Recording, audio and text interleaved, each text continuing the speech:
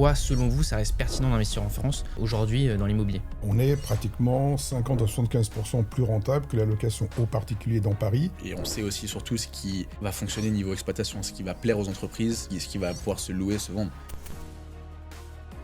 Est-ce qu'aujourd'hui, en tant que expatrié, je peux emprunter pour investir en France? On a même réussi à financer l'an passé les résidents d'Éthiopie, de Nigeria et d'Inde, ce qui était il y a quelque temps encore très difficile. Donc certaines banques sont un petit peu plus ouvertes. Je ne sais pas si vous le connaissez, Charles Gave, qui dit justement faut être fou pour investir en France dans l'immobilier aujourd'hui. Tout le monde comprend que quand on prête de l'argent à la Suisse, ça rapporte moins que lorsqu'on prend de l'argent au Zimbabwe. Il vaut mieux investir dans Paris 8e avec un rendement négatif de 2 ou 3% par an que d'investir à Istanbul, dans un pays où la livre perd 20% régulièrement. Aujourd'hui, en tant qu'expatrié, à quoi je m'expose en termes de fiscalité? La fiscalité des loyers meublés est globalement relativement faible, voire inexistante. Comme nous, on est vraiment spécialisé dans l'exploitation de l'appartement et qu'on fait que du B2B, donc on le loue que en B2B, pas en B2C. On n'est pas plafonné sur les loyers. Paris est la pire ville de France pour investir. La meilleure ville de France pour investir. Salut Johan, salut Christophe. Bonsoir Salut. Thibaut.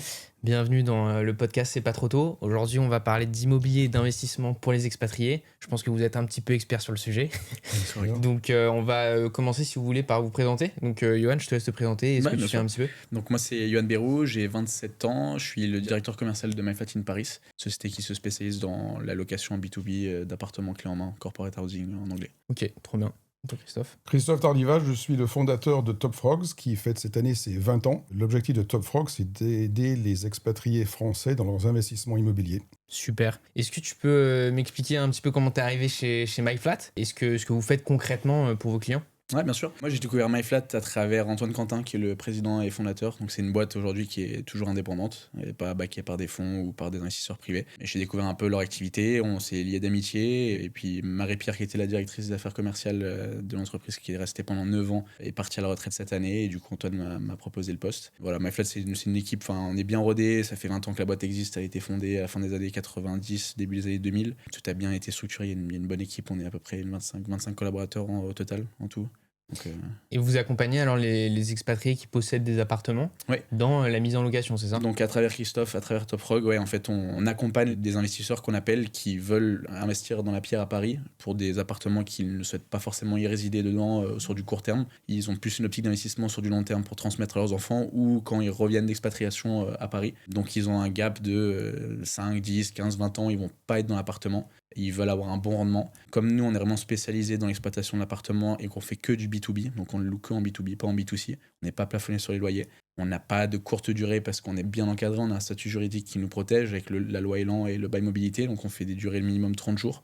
En moyenne, on s'inscrit sur du 2, 3, on a même du 6 mois, 1 an. Mais ça permet d'avoir un très bon rendement, d'avoir une gestion locative clé en main pour l'investisseur. On l'accompagne dans toutes ses démarches, dans les AG, dans sa déclaration fiscale. Donc il est à l'étranger, il a un appartement à Paris, il a un très bon rendement et il n'a aucune gestion derrière, avec une équipe qui tient la route depuis 20 ans. Donc c'est Quand top. tu dis B2B, c'est que tu loues à des cadres d'entreprise, c'est ça? C'est ça. En fait, nous, on va vraiment travailler avec des grands groupes en général. Leur secteur qui est plus spécialisé dans la mobilité ou le campaign Benz, qui s'appelle aujourd'hui. Et en fait, c'est des équipes au sein des groupes qui gèrent la mobilité pour leurs cadres, expatriés ou impatriés, qui ont des besoins de mission. Ils viennent en mission temporaire sur Paris pour du travail. L'hôtel est particulièrement cher. L'appart-hôtel aussi est quand même très cher. Et puis, il n'y a pas le confort d'un appartement. Et souvent, ces collaborateurs veulent vivre aussi l'expérience à Paris parce qu'ils ne sont pas de Paris. Ils veulent être intramuros, pas en couronne parisienne. Ils veulent être proches de leur bureau, avoir un confort, une sécurité aussi et un service. Et donc nous, on travaille pour ces grands groupes, pour ces collaborateurs qui viennent sur des missions vraiment professionnelles. Donc vous louez donc pour des expatriés qui viennent en France. Et toi, Christophe, alors quel rôle tu joues là-dedans? Alors, mon rôle, c'est d'apporter des investisseurs, généralement français expatriés, qui vont investir dans les appartements que nous allons ensuite proposer à la location. Pour ajouter un petit peu quelques mots sur la présentation de Johan, MyFlat a quand même des éléments positifs très au-delà de ce qu'il a présenté jusqu'à présent. Il y a effectivement des loyers qui ne sont pas encadrés, qui permettent donc d'avoir une très belle rentabilité par rapport à la location aux particuliers. Il y a ensuite l'absence d'impayés, puisque les entreprises payent leur loyer, parfois lentement, mais elles payent sûrement leur loyer. Et le troisième élément, c'est la capacité pour l'expatrié, en cas de besoin, de récupérer son appartement. Donc on a eu des cas Covid, coup d'État ou tsunami, mais on a des cas beaucoup plus agréables. Par exemple, un enfant d'expatrié vient passer ses études en France et va récupérer l'appartement pendant 1 an, 2 ans, 3 ans. On a également le cas, comme l'a évoqué Johan, des expatriés qui prévoient d'avoir un pied-à-terre à Paris un jour et qui l'achètent à l'avance pour pouvoir le financer en temps réel. Et donc, troisième élément, c'est cette flexibilité. Ce qu'il faut voir également avec MyFlat, c'est qu'il y a un business model qui est très rodé, parce qu'on fait ça depuis 20 ans, voire 25 ans, et qu'on a fait presque 300 appartements. C'est la capacité de MyFlat à restructurer un appartement parisien, l'optimiser dans son agencement, de le mettre à un niveau comparable à tous les autres appartements du parc, ce qui permet d'abord pour l'investisseur d'avoir un appartement optimisé et qui sera de ce fait très facile à revendre parce qu'on en aura tiré le maximum. Et également l'avantage pour la partie location d'avoir un portefeuille qui est homogène, donc des appartements qui sont tous au même niveau, et ce qui évite d'avoir dans l'entreprise des crises de jalousie entre les collaborateurs qui ont un super appartement et d'autres qui ont des appartements beaucoup moins excitants. Et c'est une valeur ajoutée importante de MyFlat d'être capable dès le début, avant la mise en location, de restructurer un appartement.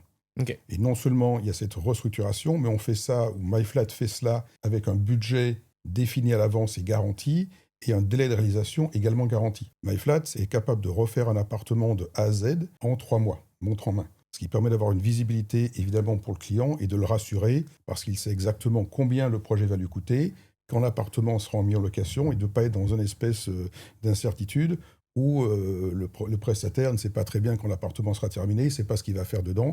On a un programme qui est totalement cadré et pour lequel on a pratiquement 300 investisseurs qui peuvent témoigner du respect des engagements de MyFlat sur la durée et sur la qualité et le prix de la rénovation. Ok, donc tu accompagnes les expatriés à investir en France. Donc forcément, ça fait maintenant 20 ans que tu fais ça. Tu me disais que c'était l'anniversaire, le 20e anniversaire de Top Frog. Félicitations pour ça. Donc forcément, je pense que tu as de la bouteille là-dessus. Et ça va être super intéressant de pouvoir te poser des questions sur peut-être les pièges à éviter aussi pour les expatriés qui veulent investir en France, les façons de faire, peut-être les bonnes villes, les meilleures stratégies d'exploitation, même si on a l'impression qu'on a un peu trouvé une martingale de l'exploitation avec MyFlat. Si vous voulez, pour commencer aussi, on va faire un vrai-faux. Donc clairement, je vais juste vous poser des affirmations et vous me dites si vous pensez qu'elles sont vraies ou faux. Ce que je vous propose, c'est que tu fais une première fois, qu'après tu fais, et comme ça on verra s'il y a des différences. Si on est raccord. Exactement. Alors on commence par toi, Christophe. Allons-y. L'immobilier est le meilleur moyen d'assurer sa retraite. Vrai. Investir en France quand on est expatrié est un casse-tête. Non. Investir en France n'est plus intéressant financièrement. Faux. Les expatriés doivent plus planifier leur retraite que les autres. Absolument. Investir en France quand on habite à l'étranger est impossible. Non. La France est le meilleur pays pour investir dans l'immobilier. Pour un Français. Quand on est expatrié, il faut investir dans des projets à haut rendement. Faux. Je suis imposé en France quand j'investis en France dans l'immobilier. Potentiellement. Je paye 0 impôt si je vis à Dubaï. À Dubaï, oui. En France, pas forcément. Paris est la pire ville de France pour investir. C'est la meilleure ville de France pour investir. Trop bien, merci. On passe à toi du coup, Johan. Feu. L'immobilier est le meilleur moyen d'assurer sa retraite. Vrai. Investir en France quand on est expatrié est un casse-tête. Ça peut l'être. Investir en France n'est plus intéressant financièrement. Faux. Les expatriés doivent plus planifier leur retraite que les autres. Vrai. Investir en France quand on habite à l'étranger est impossible. Faux. La France est le meilleur pays pour investir dans l'immobilier. Faux. Quand on est expatrié, il faut investir dans des projets à haut rendement. Faux. Je suis imposé en France quand j'investis en France dans l'immobilier. Par défaut. Vrai et faux. Ouais, c'est par défaut. Ouais, par défaut, on est imposé, mais on peut ne pas payer d'impôts. Oui, c'est ça. Ouais. Voilà. Et je paye 0 impôt si je vis à Dubaï. Faux. Paris est la pire ville de France pour investir. Faux. Vous êtes plutôt raccord sur la plupart, donc sur la plupart des questions, donc ça. Mais je pense que Paris, enfin pour élaborer un peu sur la dernière question, je pense que Paris peut l'être dépendamment de la stratégie d'investissement et dépendamment après de l'exploitation aussi. Enfin nous je sais que comme disait Christophe, c'est très avantageux pour le propriétaire, pour l'investisseur, parce qu'il va pas être plafonné sur les loyers, parce qu'il va avoir un accompagnement suivi de chantier sur l'exploitation derrière, sur vraiment toute son activité de location. Et je pense que si on fait demain de la location en meublé, enfin classique, dépendamment de l'investissement qui a été fait, c'est sûr qu'on peut aller dans d'autres villes en France et avoir un rendement qui est bien dessus. Mais sur notre activité qu'on fait, nos investisseurs sont très satisfaits et on sait qu'on est sur le haut du marché à Paris, largement. Alors, je voulais vous poser ces questions sur la France parce que je pense qu'il y a quand même beaucoup de personnes qui disent qu'aujourd'hui, investir dans l'immobilier en France, c'est une catastrophe. Pourquoi ? Parce que c'est un actif qu'on ne peut pas bouger et donc que l'État français va en profiter pour taxer au maximum et de plus en plus l'immobilier en France. Pourquoi, selon vous, ça reste pertinent d'investir en France aujourd'hui dans l'immobilier ? Alors, la première réponse est que la France est l'un des rares pays au monde où on peut obtenir des prêts immobiliers à taux fixe sur de longues périodes. Typiquement 15, 20, 25 ans. C'est un élément qui est absolument critique pour l'investisseur parce que ça veut dire que pendant toute la durée de son prêt, il connaît à l'euro près le montant qu'il va devoir rembourser tous les mois. Donc dans son compte d'exploitation entre les loyers et les parties dépenses, il sait en France exactement combien il va payer. Ça veut dire qu'il y a une sérénité chaque nuit, parce que vous savez combien vous allez payer pendant 20 ans. Au-delà du fait que grâce à l'inflation, ce montant va diminuer naturellement et qu'en face, les loyers vont augmenter. Donc, première raison pour investir en France, encore une fois, c'est la disponibilité de prêts immobiliers à long terme à taux fixe. Alors, on va en parler plus tard de la difficulté ou des difficultés potentielles pour les Français expatriés de se financer en France, mais ce point demeure. Ensuite, la fiscalité immobilière existe partout dans le monde. À Dubaï, elle n'est pas encore là, elle va bientôt arriver. Il y a des changements à Dubaï, par exemple, jusqu'à présent, le locataire payait 1 an de loyer à l'avance, ça n'est plus le cas. Donc le modèle de cash flow, Dubaï vient d'avoir un grand choc et il ne faut pas se leurrer, un jour il y aura une taxe foncière à Dubaï, il y aura les autres choses. Donc la fiscalité existe partout dans le monde et en France, si on sait s'y prendre, elle n'est pas pire qu'ailleurs. Bizarrement, la nouvelle loi de finances de 2026 vient d'apporter un élément positif sur lequel on pourra revenir plus tard. Donc la France, pour les Français, est forcément le pays où ils doivent en priorité penser à investir. Ils ont un passeport français, ils ont un contrat de travail, ils vont pouvoir lever de la dette. C'est un point déjà très important. Ok. Je cite, je ne sais pas si vous le connaissez, Charles Gave, qui est assez réputé et qui dit justement faut être fou pour investir en France dans l'immobilier aujourd'hui. Oui, enfin après, par rapport à Charles Gave qui est parti en Asie, je pense que qu'on a goûté autre chose et qu'on a d'autres opportunités, c'est sûr. Mais comme dit Christophe, en tant qu'un expatrié qui travaille à l'étranger, qui a ses racines qui sont en France, qui va avoir sa retraite en France, je vois pas ce qu'il y a de fou de faire un investissement. Moi, ça me paraît logique. Et si c'est bien fait, comme le dit Christophe, avec par exemple une société comme la nôtre qui le fait depuis 20 ans, avec un haut rendement et avec un encadrement, une structure qui est professionnelle, encore une fois, ça dépend. Je pense que ça peut être fou aussi. C'est aussi fou un Français qui a aucune attache en Asie ou dans les pays de l'Est qui va aller investir juste pour investir parce qu'il pense que c'est attractif, qui sait pas comment le gérer, qui connaît pas le marché. Je pense que tout est une question de contexte et enfin après je pense qu'il y avait un contexte aussi à ce qu'il disait par rapport à la situation économique, par rapport à la situation d'imposition, une frustration aussi globale. Oui, bien sûr. Mais après je pense que beaucoup de Français ressentent la pression fiscale qui s'accentue. Bien sûr. Et aujourd'hui, ok, j'investis en France, mais c'est quoi la meilleure ville pour investir ? Alors, encore une fois, tu as posé la question tout à l'heure de rendement ou faible. Le rendement n'est que la traduction du risque que l'on prend dans un investissement. Alors, je prends souvent l'exemple des emprunts d'État. Tout le monde comprend que quand on prête de l'argent à la Suisse, ça rapporte moins que lorsqu'on prend de l'argent au Zimbabwe. Et quand on fait cette comparaison, les expatriés, enfin tout le monde comprend très bien que si le rendement officiel de l'emprunt Zimbabwe est à 25%, c'est qu'il y a une raison. Bizarrement, les gens ne font pas cette même réflexion sur l'immobilier. En disant « Ah ouais, mais à Saint-Étienne, j'ai du 7%, c'est génial. » Ça. Si c'est du 7%, c'est qu'il y a une raison. C'est que le sous-jacent est très faible, le climat économique est très faible, qu'il n'y a pas de profondeur de location. Donc, le rendement n'est qu'un des aspects de l'investissement. Il vaut mieux investir dans Paris 8e avec un rendement négatif de 2 ou 3% par an que d'investir à Istanbul, dans un pays où la livre perd 20% régulièrement. Donc il faut vraiment voir l'ensemble des éléments. La rentabilité, c'est effectivement un point important parce que ça permet de rembourser les prêts, mais ça doit être l'un des éléments par rapport à la capacité à louer, par rapport à la capacité à revendre, par rapport à la capacité à avoir un investissement pérenne. Et les expatriés investissent sur 20 ans, voire 30, voire 40, voire 50. Et donc, ils ont besoin d'avoir cette visibilité de l'évolution de leur investissement. Puis cette rentabilité aussi, je pense, indirecte, en 20 ans, 30 ans, 50 ans, Paris, enfin, quand Charles Gave dit Paris ou la France, c'est un pari fou d'investir aujourd'hui dans l'immobilier. Pour moi, Paris, c'est une valeur sûre. Ça fait partie des valeurs sûres, même si on le voit aujourd'hui encore plus. La France se porte mal économiquement, politiquement.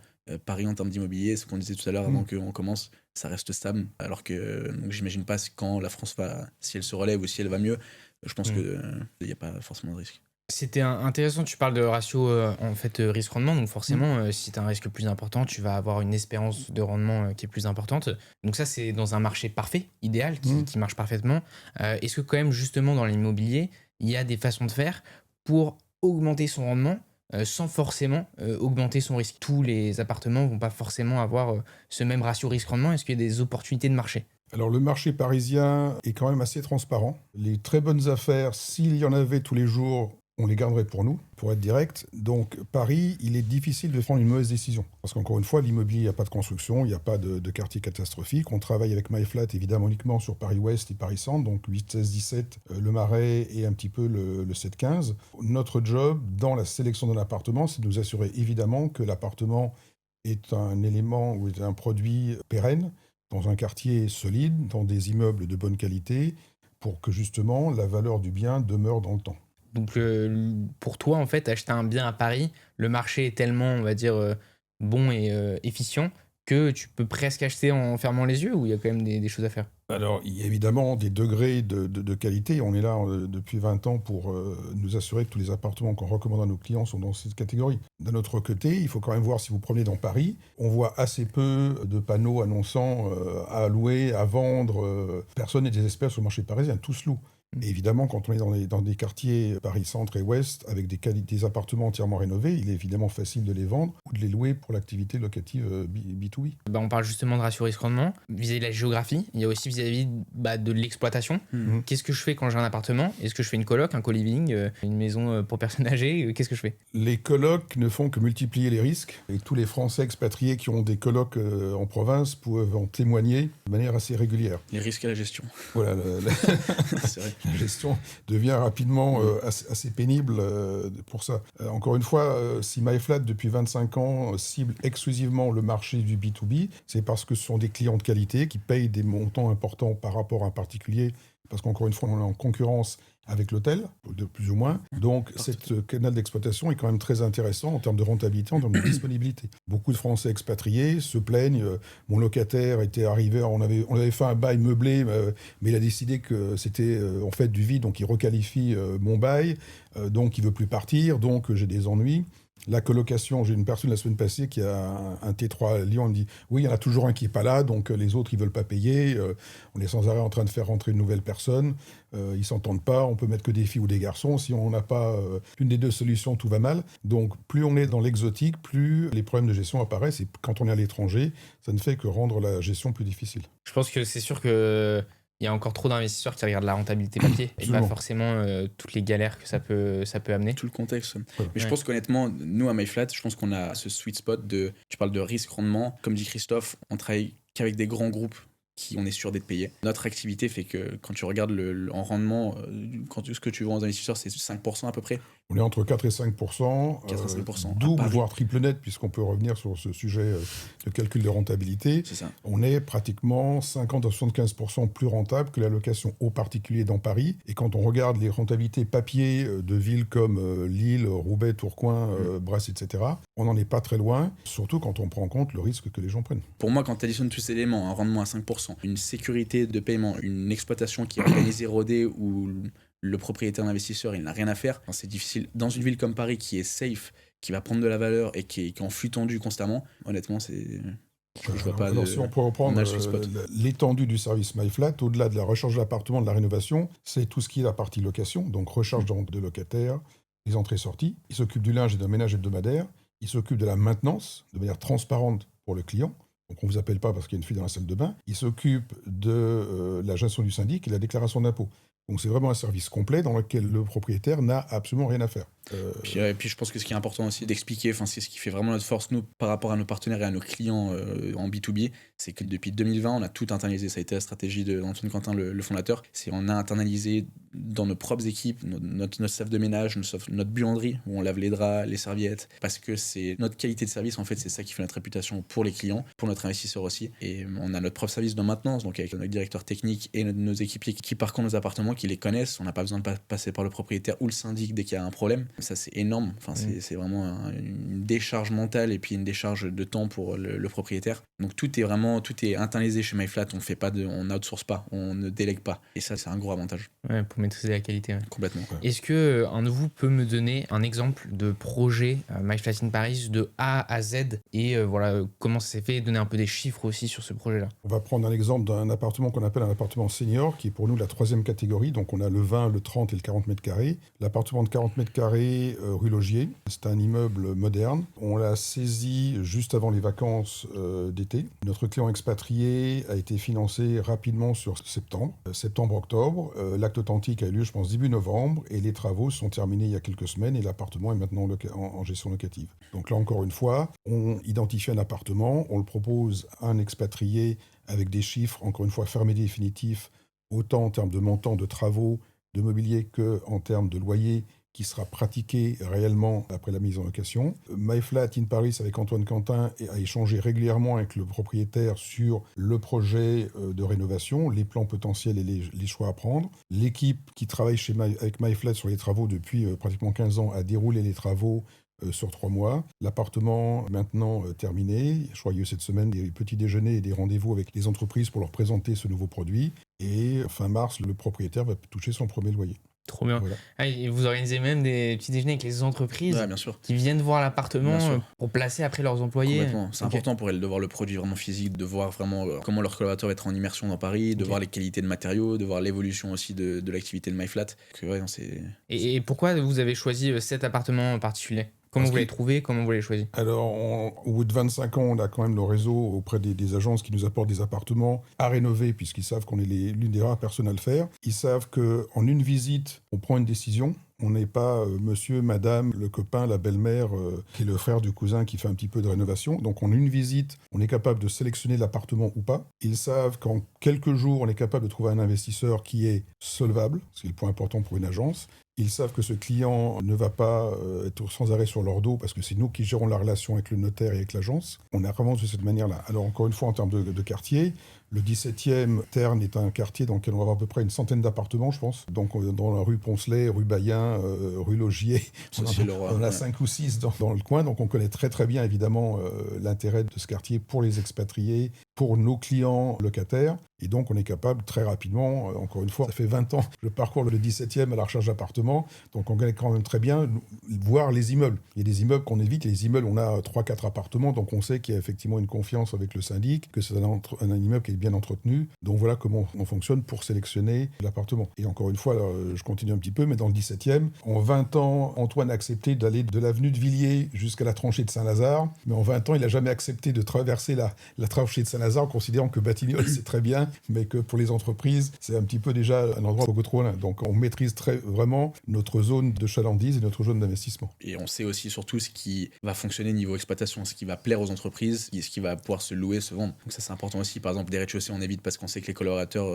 des expats qui viennent à Paris, ils veulent pas être en rez-de-chaussée. Les 3e étages, 4e étages sans ascenseur, on évite. On a vraiment ce côté où Christophe, lui, sait trouver le bien qui va être un peu unique et qui va avoir du potentiel, mais derrière, on sait qu'on va pouvoir le louer et qui va être exploitable à 100%. Donc c'est le combo des deux qui fait qu'après, c'est stratégique. L'immobilier à Paris, moins 10% depuis le plus haut. Opportunité ou début du crash? C'est une opportunité exceptionnelle d'acquérir des biens à de très belles adresses pour des prix tout à fait raisonnables. Donc on continue. Notre dernier semestre 2025 a été excellent et 2026 commence bien. Les expatriés, notamment, voient que ce sont des prix d'acquisition. Les taux d'intérêt ont baissé. Les gens investissent maintenant entre 3,25 et 3,50 sur 20 ans. Pouvoir acheter le 17e à 10 000, 10 500 euros le mètre carré, c'est vraiment sur des prix exceptionnels historiquement, à mon avis. Tu vois les expatriés, en tout cas, qui ont les moyens, commencer à se faire plaisir sur des biens immobiliers. Au-delà du plaisir, je pense qu'ils ont fait leurs calculs de retraite que l'on peut évoquer plus tard. Les expatriés ont clairement besoin d'investir. Les entreprises ont de plus en plus tendance à remercier leur cadre moyen supérieur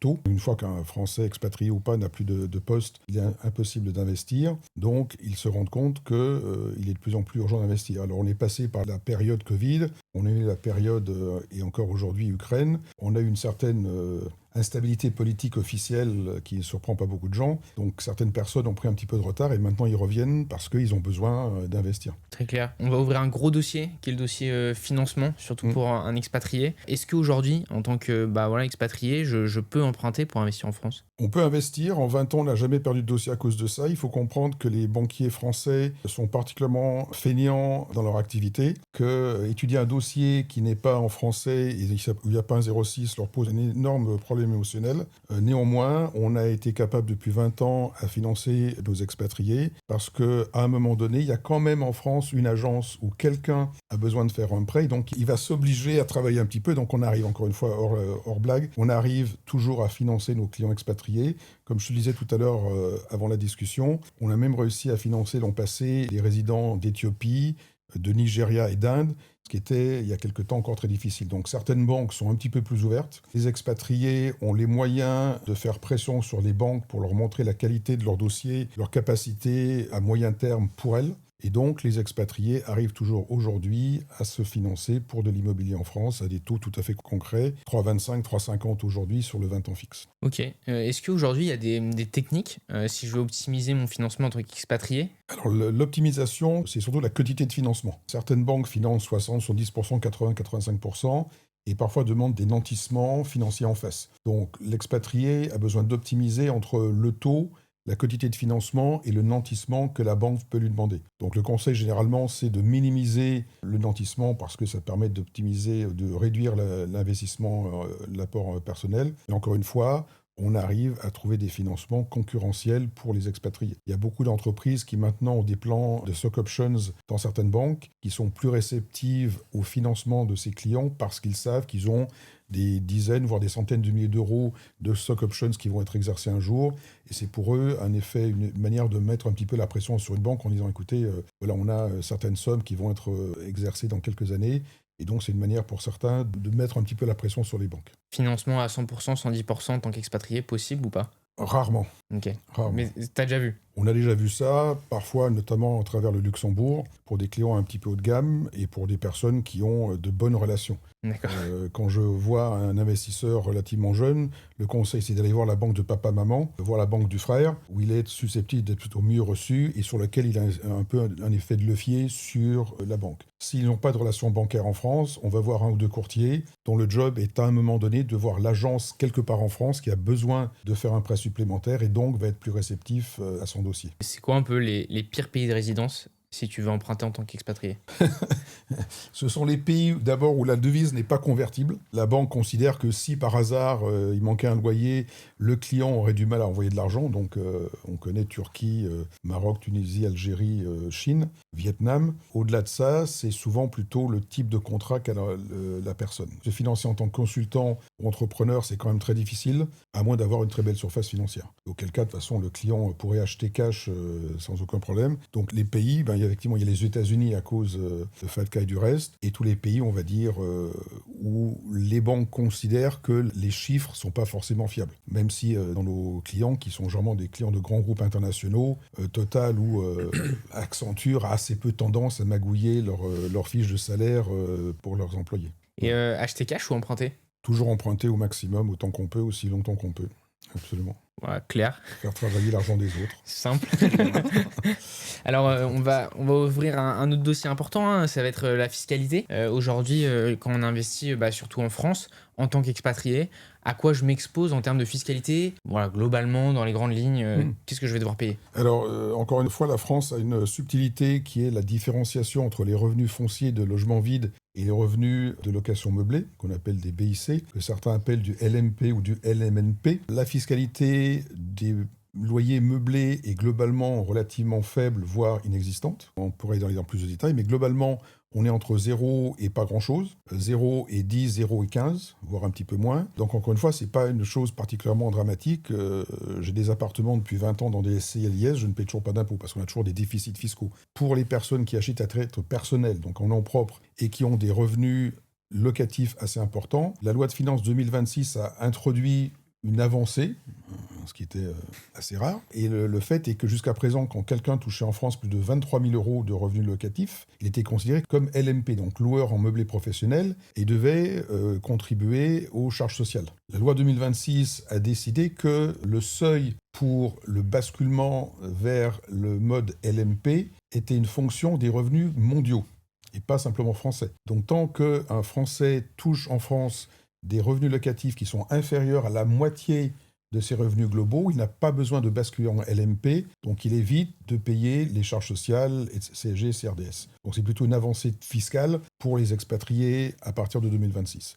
Et encore une fois, si on revient sur le modèle global, on est entre 0 et 30%, mais avec les déductions d'intérêt d'emprunt, avec l'amortissement du bien, on est plutôt entre 0 et 10 à 15%. Ce qui, globalement, n'est pas une imposition dramatique. C'est beaucoup moins que les produits financiers, en général. Voilà. Et tu disais SCI LIS, pourquoi SCI LIS plutôt que investissement en nom propre, LMNP, LMP? Alors, c'est un petit peu un choix en fonction des pays de résidence, puisque dans certains pays, notamment Angleterre, États-Unis, le fisc local considère que le résident fiscal anglais ou américain doit déclarer la totalité de ses loyers français comme revenus aux États-Unis. Et donc, il est de facto imposé à son taux marginal local sur la totalité de ses loyers parisiens ou français. L'avantage de la SCI LIS, c'est que tant que la personne ne reçoit pas de dividendes, elle n'est évidemment pas imposée sur cette activité puisqu'il ne touche rien. Donc ça permet d'isoler l'activité immobilière et donc d'avoir des revenus sur une très très longue période, typiquement 15 à 25 ans, sur lesquels il n'y a pas d'imposition. Mais pour ça, il faut parler à un avocat fiscaliste qui pourra donner la granularité suffisante pour un conseil ultime. L'autre manière, c'est que des gens ils font un petit peu 50-50, comme ça ils sont sûrs que le jour venu, il y aura une meilleure solution pour une sortie fiscalisée. Aujourd'hui, je pense que vous avez beaucoup de clients qui sont expatriés parce qu'ils ont tout de suite compris que la retraite pour eux, ça va être compliqué. Est-ce que vous pensez que les Français aussi qui vivent en France devraient beaucoup plus se préoccuper de leur retraite et de ce qu'ils vont toucher? Alors, je suis expatrié depuis presque toujours, donc je n'ai pas une visibilité énorme sur la France. La France, je crois, a pas mal de produits pour les cadres qui sont hors de la retraite CNAV.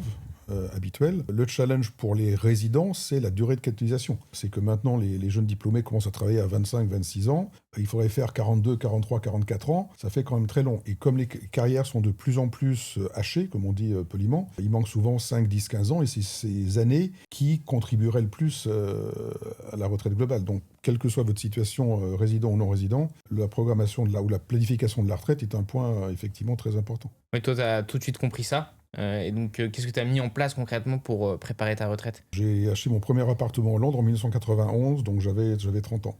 Donc ensuite, j'en ai acheté 14 à Paris. Mon divorce m'en a coûté quelques-uns.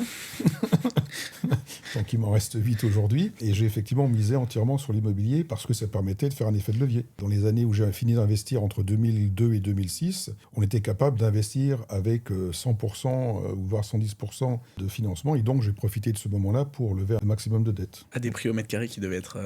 Des prix au mètre carré, j'ai acheté au Champs-Élysées à 7 000 € le mètre carré. J'ai acheté dans le 17e à 4 000, 4 500 € le mètre carré. Oui. Wow. Et toi, Johan, du coup, qui est un peu plus jeune, je peux me permettre, Oui, qui est un peu plus jeune, aujourd'hui, tu baignes dans l'immobilier quand même et tu vois de plus en plus d'expatriés, en tout cas, qui mettent leurs biens en location chez MyFlat dans l'entreprise que tu travailles. Est-ce que tu te dis que même si tu es résident français, il va falloir que tu commences à bosser sérieusement sur ta retraite? Et si oui, qu'est-ce que tu mets en place? Ouais, bien sûr. Je pense que Christophe l'a très bien dit. Un produit immobilier, pour moi, en plus que je contrôle dans mon job, c'est hyper intéressant. Ça me permet, en tant que Français, et en plus je travaille en France, lever de la dette, d'acheter de la pierre, valeur sûre. Et de 3, d'avoir, comme on disait tout à l'heure, nous, à MyFlat, on a un sweet spot en termes de rentabilité et risque qui me permet d'avoir un appartement qui va être exploité en B2B avec un loyer qui est bien au-dessus du marché, avec une sécurisation des loyers, une exploitation qui est clé en main. Donc, pour moi, c'est un premier jalon sécuritaire qui me permettra ensuite, après, d'aller chercher plus de risques. En fait, je pense que une fois qu'on a fait ce choix un peu sécuritaire qui fait du sens et qui fonctionne dans l'immobilier, après, ça nous permet d'aller chercher des rendements peut-être plus élevés, de faire des choix un peu plus risqués pour maximiser sa retraite. Mais je pense que ça passe par un premier investissement qui est stratégique. Et l'immobilier à Paris, dans le cadre de l'attractivité, moi, complètement. Et toi, aujourd'hui, Christophe, tu disais que tu investissais beaucoup en immobilier. Est-ce que tu as quand même d'autres investissements que tu trouves pertinents et que tu fais? Je pense que les trains miniatures ne font pas partie des actifs listés aujourd'hui. Passion. Non, je n'ai que de l'immobilier. Ok. T'as que l'immobilier? Je ne possède aucune action d'aucune société que ce soit. Donc tu as que de l'immobilier en France, à Paris? Ouais. Ok. J'ai Nice et j'ai en Lettonie ma résidence principale. Ok. Exactement. T'as pas d'action, en termes de diversification d'investissement, non? Zéro. Ah oui? Parce que à chaque fois, je me suis planté. Et il paraît que la folie, c'est répéter la même chose en espérant que le résultat soit différent. Donc j'ai arrêté il y a déjà pas mal d'années sur le sujet. Puis je pense que ça rejoint ce que je disais, mais c'est un produit qu'on maîtrise, que toi tu maîtrises depuis 20 ans. Aller investir dans des stock options ou aller investir dans des produits que des gestionnaires de patrimoine te vendent où ils prennent leur com, où tout le monde se nourrit dessus.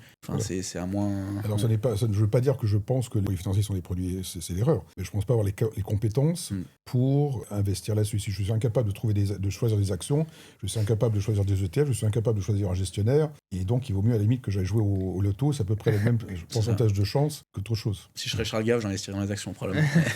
Non mais c'est sûr que c'est, je pense, super important. Si tu as un avantage dans un type d'investissement, pour X ou Y raison, ça peut être t'es un artisan ou tu as des connaissances financières, il faut juste capitaliser à fond dessus. Et un avantage, une valeur ajoutée et une connaissance du marché en plus. Tu fais que ça. C'est clair. Et ouais, je pense que c'est clairement un bon conseil en tout cas. Alors tu disais que tu étais en Lettonie. Pourquoi ce choix dans l'expatriation? C'est pour une raison particulière? Il y a des avantages? Alors, il y a un certain nombre d'avantages. Il y a une convention fiscale franco-lettonne qui est assez positive. C'est un pays qui permet d'avoir une vie dans une capitale qui est toute petite, il y a 600 000 personnes. À un quart d'heure de la ville, il y a une plage de 30 km qui permet de s'oxygéner tous les soirs sans trop de problèmes. Il y a une compagnie aérienne locale qui s'appelle Air Baltic qui dessert toutes les compagnies et toutes les villes européennes plus le Moyen-Orient. Donc c'est une ville dans laquelle il y a une qualité de vie qui est très, très intéressante. T'as fait pas mal de pays en expatriation? T'as fait Je fais l'Allemagne, l'Angleterre, Lettonie. Donc assez peu d'exotisme là-dedans. Ok, super. Si vous voulez, on va passer aussi un petit peu aux questions format court. Donc, vous pouvez le faire tous les deux si vous voulez. Ensuite, on conclura. Là, la question, c'est plutôt une question ou quelque chose. Donc, il faut choisir une des solutions. Ok. Vous voulez qu'on fasse une fois toi, une fois... Ouais, Alors, plaisir. Résidence principale ou investissement locatif? Pour le non-résident français, il faut forcément passer par l'investissement locatif. Investissement avec ou sans apport? L'apport minimum. Retraite ou investissement immobilier?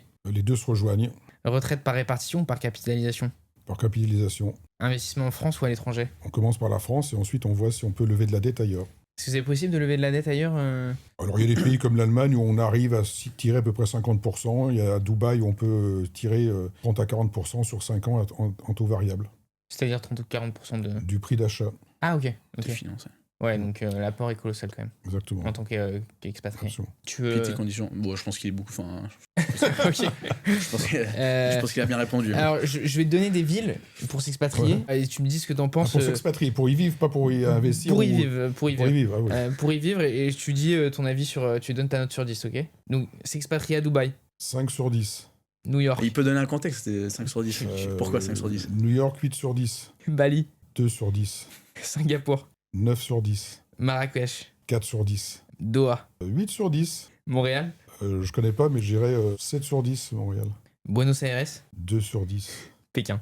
2 sur 10. Alors, comment t'as noté un peu C'est mon expérience de parler à des gens qui habitent ou pour y passer personnellement. Alors on peut prendre l'exemple de Dubaï. Dubaï, il n'y a plus de contrat expat, donc tout le monde est en local. Le coût de logement, de l'éducation et de la santé sont monstrueux. Les Français de Dubaï n'ont pas beaucoup d'argent de nos jours. Doha, c'est le contraire. Doha, c'est une ville à très faible coût, où il y a principalement des personnes avec des vrais contrats expatriés, parce que c'est Thales, Total, etc., etc. Donc Doha, l'immobilier est très bon marché, mais personne n'achète, parce qu'il n'y a pas de marché. Ok. Alors, je te le fais, mais si tu veux, maintenant, on peut le faire sur est-ce que c'est intéressant d'investir sur 10? Bon, ouais, si tu veux donner une petite phrase ou une petite explication. Mhm. Dubaï pour investir. 5 sur 10. New York pour investir. 9 sur 10. Bali pour investir. 4 sur 10. Singapour pour investir. Impossible. Marrakech pour investir. 3 sur 10. Doha pour investir. 7 sur 10. Buenos Aires. Aucune idée. 2 sur 10. Pékin. 1 sur 10. Alors, tu disais, c'est impossible d'investir à Singapour dans l'immobilier. C'est très très compliqué. Presque en off the record. À Singapour, il y a énormément d'immeubles gouvernementaux qui sont à la limite du social, du HLM, mais qui sont mis à la disposition de personnes ayant des revenus moyens pour qu'ils arrivent à se loger. La partie du parc privé est assez contrôlée, excessivement chère et avec très très peu de biens. Donc à Dubaï, à Singapour, la plupart des expatriés sont locataires parce que si tu n'as pas le permis Residence Permit, tu ne peux pas investir, tu ne peux pas financer. Donc en fait, il y a très très peu de gens qui à Singapour peuvent acheter. Pékin, c'est simplement la capacité à ressortir l'argent quand il y a un problème. Au moins de pratiquer la valise à Macao pour sortir l'argent, c'est très difficile de sortir de l'argent de Chine. Et en termes de plus-value, il y a plus beaucoup de choses à entendre. Il y a une crise de l'immobilier en Chine qui est absolument monstrueuse. On n'y touche pas trop. On n'y touche pas trop. Et alors, il y a une grosse mode de l'investissement immobilier à Dubaï, apparemment avec des rendements incroyables. T'en penses quoi? Alors, la plupart des gens font du flip, c'est-à-dire qu'ils achètent un bon de réservation, donc ils mettent 10% du prix de l'appartement dans l'espoir que dans l'année suivante ou l'année suivante, ils auront doublé, triplé leur argent. Très peu de gens comme nous ou des expatriés de résidents de Dubaï achètent dans le but d'acquérir le bien. C'est vraiment de la spéculation sur les bons de réservation dans l'espoir que lorsque l'appartement sera enfin livré, un Iranien, un Koweïti ou surtout un Russe qui soit là pour acheter l'appartement. Tu penses qu'il y a une bulle spéculative sur Dubaï? Il faut qu'il fasse venir à peu près 1 million de personnes dans les 5 ans qui viennent pour vendre tous les appartements, occuper tous les appartements qui sont en construction. Donc toi, tu tirais pas? Très peu de Français habitant à Dubaï sont propriétaires d'appartements à Dubaï. Puis c'est saturé le marché à Dubaï, non? C'est devenu une mode Dubaï. Encore Tu parles de Doha quand on parlait de Doha hier, c'est Doha beaucoup plus intéressant. Alors Doha devrait être plus intéressant parce que les prix d'acquisition sont largement inférieurs. Dubaï, la bulle, c'est qu'au bout d'un moment, l'offre est supérieure à la demande. Aujourd'hui, encore une fois, je crois qu'il faut qu'il y ait 1 million de personnes qui arrivent dans les 5 ans qui viennent pour écluser ce qui est en construction. Pour toi, Doha sur l'immobilier, ça pourrait être le futur Dubaï? Ça peut être une petite idée à horizon de 5-10 ans. Doha n'a pas la volonté d'importer autant de gens que cela. Donc c'est quand même un pays qui est très limité physiquement en termes de construction et le gouvernement local n'a pas une volonté extrême de devenir un nouveau Dubaï. Ils sont 250 000 citoyens, ils sont très contents. Ils ont eu la Coupe du Monde et ils ont le PSG. Oui, ils veulent pas plus que ça. Pour donner un exemple très simple, en termes un hôtel à Doha, ça coûte à peu près 100 € la nuit. Ce même même hôtel à Dubaï va coûter entre 400 et 700 euros la nuit. Donc il y a une énorme différence qui se reflète dans le prix de l'immobilier également. Je te fais pareil, tu notes sur 10, mais là, c'est pour investir sur les villes françaises. Donc je te cite les villes, tu me donnes la note sur 10. Ça va être rapide. Et tu peux me donner une petite raison pourquoi tu les notes bien ou mal. Marseille. 4 sur 10 pour moi. Ah oui, pourquoi ? Parce que c'est une ville qui a une excessivement mauvaise image de marque à l'étranger, qui n'a pas de locomotive économique comme peut avoir Toulouse ou Rennes, par exemple. Donc c'est une ville qui n'a pas de pouvoir, à mon avis, pouvoir économique stable. Lyon. Lyon, c'est du 6-7 sur 10. Lille. Lyonnais, non ? Non. Non, parce que parfois... J'ai peur. Il y a du chauvinisme. Lille. Lille, c'est du 5 sur 10. C'est pas grave. Il y a des étudiants. Voilà, les étudiants, mais ce sont des petites surfaces. Le grand problème de ces villes, c'est que les tickets d'entrée sont très faibles. On ne peut pas financer parce que les banques ne financent pas des dossiers de moins de 100 000 euros. Donc il faut mettre du cash ou alors il faut acheter une maison. Les maisons, il n'y en a pas des centaines. Quand elles arrivent à l'expatrier, ce n'est pas une bonne affaire. Voilà pour quelques mots. Nice. Nice, c'est une ville dans laquelle il y a une demande locative importante. Nice, c'est un tiers de vieux, c'est un tiers de jeunes qui s'occupent des vieux et un tiers de personnes qui s'occupent des touristes. Donc Nice a une bonne demande. Il y a une activité pour Monaco. Je crois qu'il y a 15 ou 20 000 personnes qui habitent Nice mais qui travaillent à Monaco. Donc c'est une ville qui fonctionne bien et surtout elle est limitée physiquement dans tous les sens. Donc il y a une vraie pression foncière sur l'immobilier niçois. Rennes. Quand Stellantis va fermer, ça va faire mal. Mais il y a beaucoup de personnes qui font... J'ai encore vu une personne cette semaine. Sa famille est à Rennes, lui habite à Paris, travaille à Paris. Donc c'est une ville agréable pour faire du télétravail. Ok. Bordeaux. C'est un sujet sensible auprès de beaucoup de personnes. Je ne connais pas du tout le marché bordelais. La réglementation Airbnb a été mise en place, donc on ne peut plus faire de touristique. C'est une ville qui n'a pas, à mon avis, pas beaucoup de profondeur de location. Toulouse. Toulouse, si on peut acheter une maison, oui. Parce qu'il y a des cadres d'Airbus qui viennent pendant 3-4 ans. À Toulouse, il y a très peu d'activités locatives by mobilité. Il y a beaucoup d'étudiants. Il y a du cadre Airbus qui vient pendant 3-4 ans, donc qui généralement achète une maison ou loue une maison parce qu'ils ne veulent pas être dans le centre. Mais Toulouse a une certaine attractivité. Oui. J'ai entendu parler de Dunkerque, apparemment. Alors, on ne va pas citer la personne qui s'occupe de Dunkerque ou d'autres villes comme Mulhouse ou Le Havre, c'est un ami, donc on le salue. Ce sont des villes qui, à mon avis, n'ont aucune attractivité pour quoi que ce soit sur l'activité locative. Pas le bon endroit pour investir. Encore une fois, en France, un couple de smicards dans une ville moyenne peut acheter une maison, un appartement. J'ai eu le cas personnellement de vendre une maison à 200 000 euros à un couple de smicards qui ont apporté les frais d'agence, donc 5 000 euros. Ils se sont endettés sur 25 ans, mais ils se sont payés leur maison avec 2 chambres, un petit jardin, etc. Donc quand on est dans ce type de ville, qui est locataire potentiel, hors étudiant, mais pour avoir à investir, il faut qu'il y ait un locataire en face. Alors à Paris, on a des grandes entreprises, à Toulouse, on peut avoir Airbus, à Nice, on peut avoir effectivement des personnes qui viennent en villégiature, mais la question primordiale quand vous voulez investir en immobilier, c'est qui va payer mon loyer. Okay. Il y a Dunkerque... À Marseille, il y a CMA CGM, non? Alors, il y a la CGM, les gens de CGM, ils sont un petit peu loin, ils ne sont pas rarement dans Marseille. Ouais. Ils vont à Aix-en-Provence, ils vont à Brignoles, ils vont un petit peu, ils ont les moyens d'aller un petit peu au-delà. Mais effectivement, CMA CGM est un très gros employeur avec de beaux salaires. Absolument. Et Paris? Paris, c'est la capitale, c'est là où il y a un marché absolument liquide, que ce soit pour la vente, la location. On trouvera toujours un acheteur, on trouvera toujours un locataire pour l'appartement. On ne construit pas depuis un siècle. Les gens font tout à fait la différence entre Paris et la proche banlieue, même Neuilly. Les gens n'aiment pas beaucoup aller là-bas, donc Paris, c'est le choix par défaut, notamment sur Paris-Ouest. Ouais, je pense qu'on a fait le tour des grandes villes. Hein. Ouais, je pense qu'on est pas mal. Bon, on va laisser tomber Brest et Strasbourg. Ouais. Qu'est-ce que je peux te faire maintenant? Écoute, j'en ai d'autres qui peuvent être intéressants, que tu peux noter et aussi, pareil, dire ce que tu en penses un petit peu. Investir en SCPI quand on est expatrié. Alors, c'est la solution de facilité qui a enrichi les CGP orientés expat, donc je vais me faire des copains ce soir. On constate aujourd'hui que ce sont des catastrophes, les bureaux ne se louent pas, les décotes sont de 20 à 35%, les produits le marché secondaire n'existe pas, les gens sont collés. Investir dans l'immobilier neuf depuis l'étranger. En France, il n'y a aucune construction qui mérite ça, sauf si on est, par exemple, à la montagne, où effectivement, il y a une rareté des biens qui sont disponibles. À Paris, il n'y a rien. Et en province, les gens adorent tellement l'ancien par rapport au moderne. Même dans Paris, il y a une réelle décote des immeubles modernes, post-guerre mondiale, pour ça. Donc, en France, on est quand même bien dans l'ancien, beaucoup d'appartements. Et alors, moi, j'ai pas mal de clients aussi qui veulent faire ça. Je sais pas, est-ce que c'est une bonne décision financière d'acheter un bien pour y loger son enfant? C'est une solution efficace. C'est-à-dire que ça va éviter aux parents, une fois qu'ils ont survécu à Parcoursup, de foncer à Paris le 14 juillet pour désespérément trouver un bien pour le mois de septembre. Donc c'est la solution intelligente, ça permet à la fois d'avoir un revenu locatif, d'acheter tôt et de savoir que le jour où vous aurez besoin de l'appartement, vous pourrez le récupérer. Si vous êtes un Commonwealth MyFlat, si vous avez un locataire pérenne, ça ne marche pas. Si vous avez un étudiant, ça peut marcher.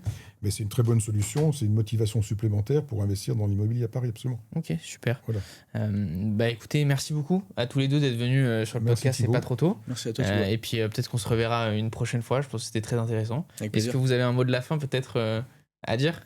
Il faut que tu viennes voir nos appartements. Et puis, C'est encore vrai. une fois, pour tous les Français de l'étranger, levez de la dette, levez de la dette.